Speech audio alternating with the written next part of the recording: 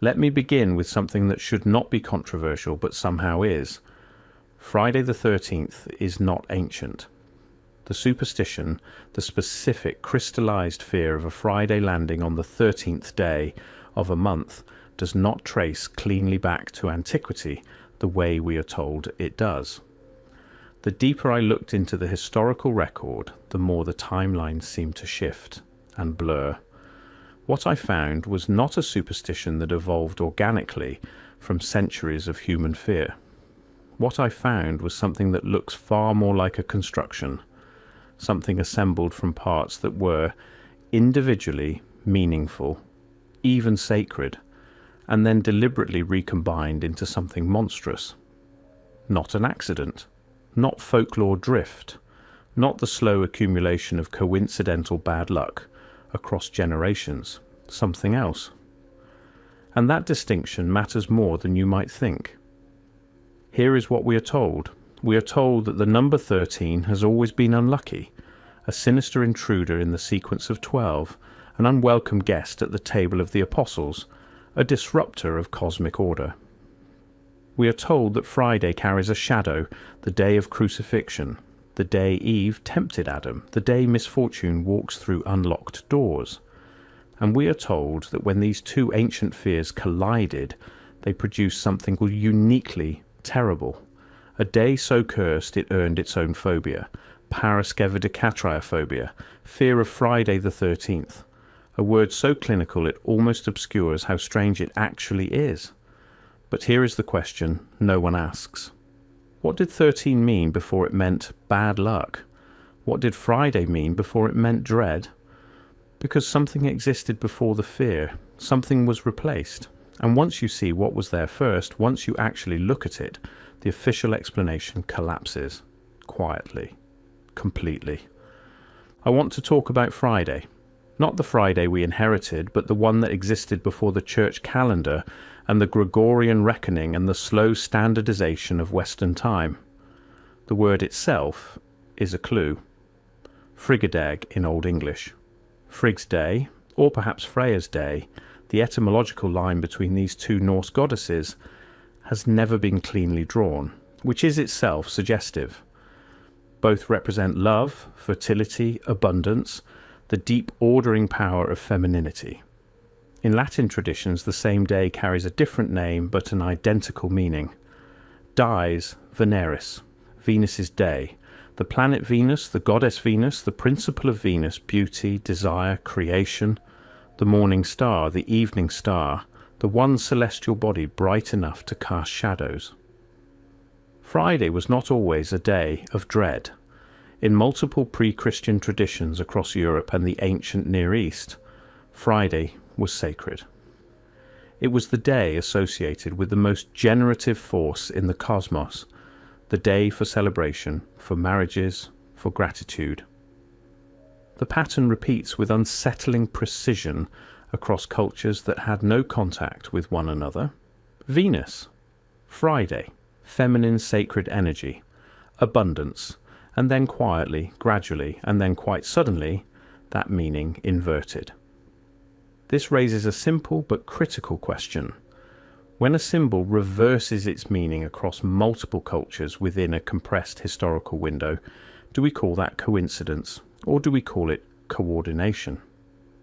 Now let us talk about 13, and I mean really talk about it, not the shorthand version, the Judas at the table, the unlucky baker's dozen, the number that does not fit. Let us go back further. 13 is the number of lunar cycles in a solar year. Not approximately, not poetically, precisely. The moon completes 13 full cycles, 13 months of approximately 28 days each, within the span of a single solar revolution of Earth. This is mathematics. This is astronomy. This is the kind of knowledge that ancient humans who watch the sky with an attention we have largely abandoned would have noticed immediately and built entire systems of meaning around. And they did. The deeper I went into pre-Gregorian calendrical history, the more 13-month systems I found. The evidence is not hidden, it is scattered across archaeological records, anthropological studies, ethnographic accounts of indigenous peoples worldwide. The ancient Celtic tree calendar, 13 months, the Mayan Tzolk'in, with its 13-day cycle forming the backbone of an entire cosmological system. The ancient Egyptian civil calendar, with its 13 units. The evidence from Mesoamerica, from West Africa, from pre-Roman Europe, from the indigenous cultures of North America, the pattern repeats. 13 months, lunar reckoning. Women's cycles synchronized with the moon's cycles, both running on approximately 28 days, both running on 13 in a year. This is not a coincidence. This is not myth.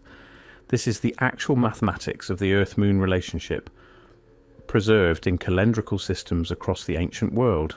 And then those systems were phased out, every single one of them within a historically peculiar window. The 12-month calendar, the Gregorian calendar, the Julian before it, the Roman system that both descended from, asserted itself across the known world with what can only be described as institutional force. 12 months, 12 apostles, 12 gods of Olympus, 12 hours of the day, 12 of the night, 12 tribes, 12 signs of the zodiac as primary organizational principle rather than 13 lunar stations. 12 became sacred, 12 became correct. And 13, the number that had described the moon's own rhythm, the number that had been embedded in calendrical systems across civilizations, became the remainder. The excess, the number that did not belong, not just unlucky, actively removed, erased, replaced. Here is where the official narrative begins to strain. We are asked to accept that the transition from 13-month lunar calendars to 12-month solar ones was simply a matter of administrative convenience, a practical upgrade. The Julian calendar imposed Roman order on a chaotic world of regional timekeeping, and gradually, through reason and efficiency, it won. But look at what the evidence actually shows. The transition was not gradual in many regions. The documentation of the older systems is, in several cases, suspiciously sparse, not just incomplete, absent. What we have are remnants, fragments in the margins of manuscripts, anomalous feast days that do not align with official liturgical logic, folk traditions that preserve 13-unit structures long after the institutional systems abandoned them, as if the populations themselves did not fully relinquish something they were told to forget. The silence was deafening. When a calendrical system is abandoned through genuine cultural evolution, we expect to find the transition period documented. We expect debates, letters, competing arguments, the paper trail of societies working something out. What we find instead, in multiple instances, is a gap, a before, and after, and in between, very little. This raises a simple but critical question. Why would cultures that meticulously recorded astronomical observations, agricultural cycles, and religious festivals leave so little documentation of abandoning the very systems that organize their time? And here is the strangest part. The places where 13-month systems persisted longest, the Ethiopian calendar still has 13 months, and Ethiopia was never colonized in the conventional sense, which may be relevant, are precisely the places where the broader cultural campaign to stigmatize the number 13 took hold least completely. The pattern repeats with unsettling precision. Let us be precise about what I mean when I say construction. I am not claiming that a group of men sat in a candlelit room and decided on a specific Tuesday in the medieval period to make Friday the 13th unlucky. History rarely works that way, and that framing is too convenient, too cinematic, too easy to dismiss. What I'm suggesting is something more interesting and, I think, more disturbing. That the stigmatization of 13 and the inversion of Friday's sacred meaning were parallel processes.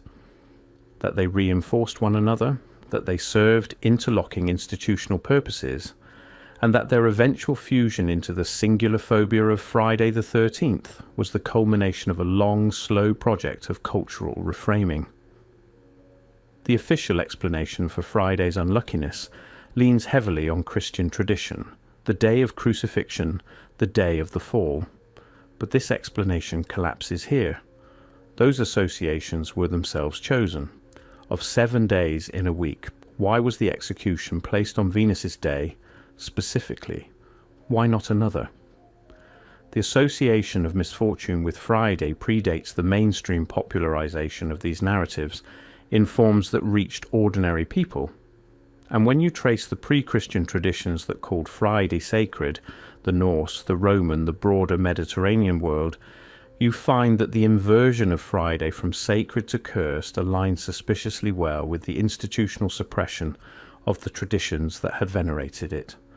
This is not happening accidentally, not through cultural drift, not through random historical chance. This is what the systematic erasure of a symbol looks like when you step back far enough to see the whole shape of it. And what does it mean practically when a superstition becomes standardized? This is where the story becomes, to my mind, genuinely consequential, not just as historical curiosity, but as a case study in how perception is manufactured and maintained. The fear of Friday the 13th is not universal. Anthropologists have documented this carefully, even if the documentation rarely makes it into popular accounts. In Spanish and Greek traditions, it is Tuesday the 13th that carries the omen Martes Trece, Tuesday being named for Mars, the god of war and chaos. In Italy, 17 is the number of misfortune, not 13. These variations are not footnotes. They are evidence. They tell us that the specific combination of Friday and 13, as a unified phobia, is not the natural flowering of universal human intuition. It is particular. It is located. It emerged from a specific cultural tradition in a specific historical window and was then exported through colonialism, through the dominance of Western calendrical systems, through the worldwide spread of particular institutional forms as if it were timeless truth. Once you see it, you can't unsee it. The number 13 began to disappear from physical space. This is documented. Hotels numbered their floors without a 13th. Airlines skipped row 13. Street addresses jumped from 12 to 14. Residential buildings in cities across the Western world and its cultural satellites quietly agreed to pretend that a number did not exist. Not through any mandate, not through explicit coordination, but through a shared anxiety so successfully installed in the cultural firmware that it required no further instruction to perpetuate itself. This is what successful symbolic reframing looks like.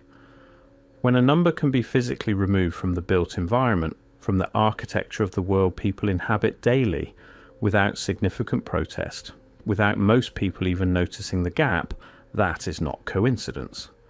That is the mark of something deeply embedded. The evidence suggests something much larger than folk superstition. Let me describe the mechanism as clearly as I can.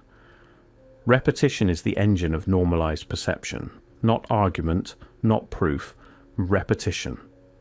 A claim, a symbol, an association, a meaning does not become cultural truth through a single authoritative statement. It becomes truth through the accumulation of iterations. Each time Friday the 13th is referenced with a slight tonal shift, a narrator's portentous pause, a film title, a hesitation before signing a contract dated the 13th, the association is reinforced. Each reinforcement requires less active attention to maintain. Eventually, the association exists in the background of consciousness, operating as assumption rather than conclusion. The theological arguments against 13, against Friday, against lunar reckoning, these were the initial installation. The folk traditions were the maintenance. The horror films, the news segments, the jokes, the insurance industry's documented losses on Friday the 13th, these are the current iteration. The form changes, the function is identical. What function? Here is where I want to be careful and precise and resist the pull towards certainty. I do not know who benefits most from a population that flinches at the lunar number, that has been trained to read the moon's own rhythm as malevolent. I do not know whose interests were served by the inversion of Venus's sacred day into a day of dread. I am asking the question, not answering it, but the question seems to me worth asking, because the alternative, the official version, is that all of this happened by accident. that the number aligned with lunar cycles and feminine sacred time became unlucky by coincidence, that the day named for the planet of love and abundance became ominous through uncoordinated cultural drift, that 13-month calendars were phased out because 12 is simply more convenient, and that the stigmatization of 13 as a number had nothing to do with the administrative and theological projects that were simultaneously discrediting the worldview those calendars encoded. That is a great deal to accept as coincidence. There is a kind of knowledge that does not survive institutional suppression well. It is not the knowledge written in books. Books survive when they are copied, indexed, protected by institutions that want them preserved. The knowledge I am describing is different.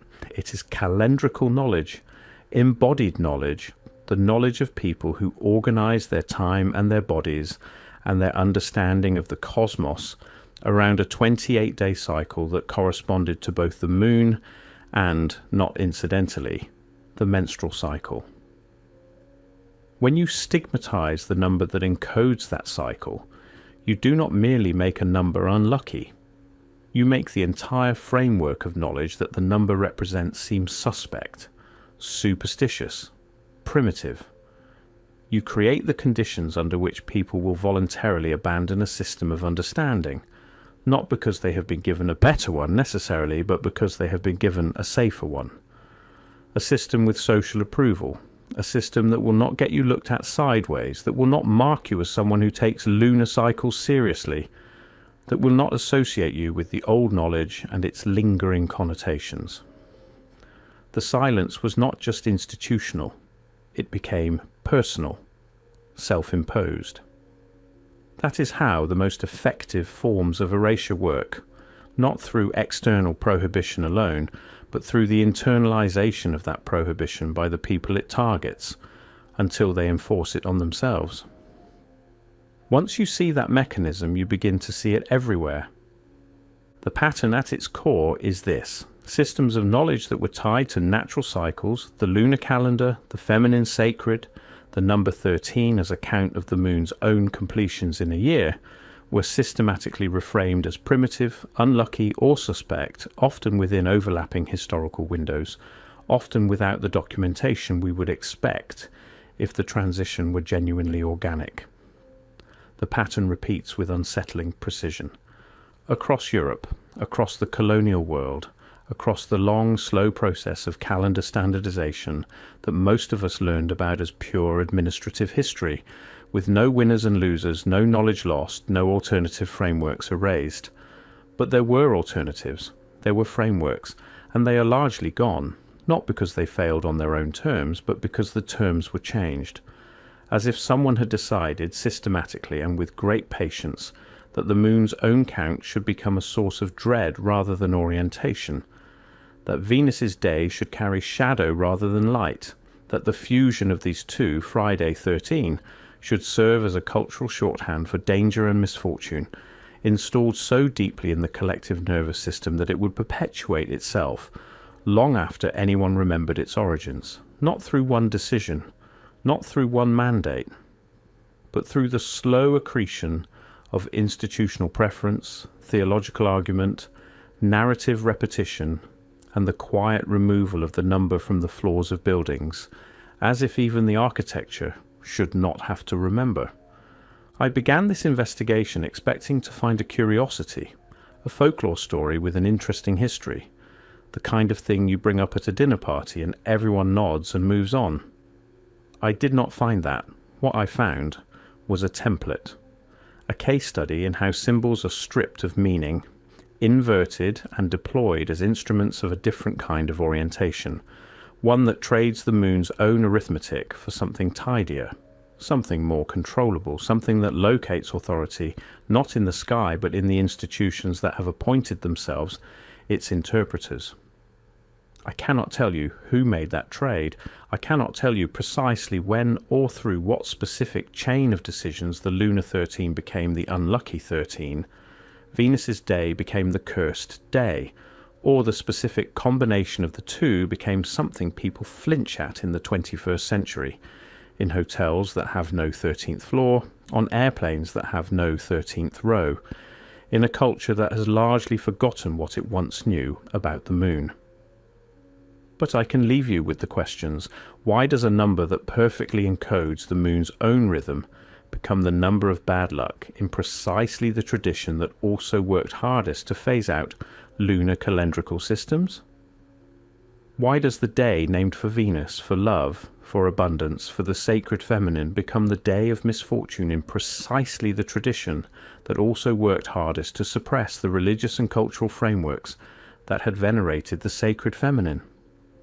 Why does the specific combination of the two, Friday, 13, calcify into a singular phobia so durable that it survives into an age of smartphones and space telescopes and genomic sequencing, still powerful enough to make people hesitate, still present enough to shape architecture, still intact enough that most people cannot tell you when or why it began? What exactly are we being told not to remember? And here is the question I cannot stop asking. The one that keeps me returning to these documents, these calendrical fragments, these anomalous gaps in the historical record. If the number 13 was always unlucky, always sinister, always an intruder, why did so many cultures independently across so much of the ancient world use it to count the moon? The moon did not change. The mathematics did not change. The count of lunar cycles in a solar year has not shifted in the time available to human memory. 13 was always the right number. It still is. Someone decided that should feel like bad luck. Someone or some process, some institutional logic, some convergence of interests, whose precise outline I cannot fully trace, but whose effects I can document, accumulate, and point toward, decided that the accurate count of the moon should make you nervous. That decision shaped calendars. It shaped architecture.